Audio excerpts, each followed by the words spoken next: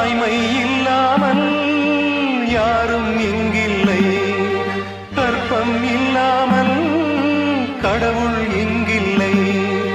தாய்ப்பாலை போல தீர்த்தம் வேறில்லை, அவள் வாய்ச்சொல்லை போல வேதம் வேறில்லை. கடவுளும் நீயும் ஒரு தாய் பிள்ளை, இருவரும் தனிமரம் தானே.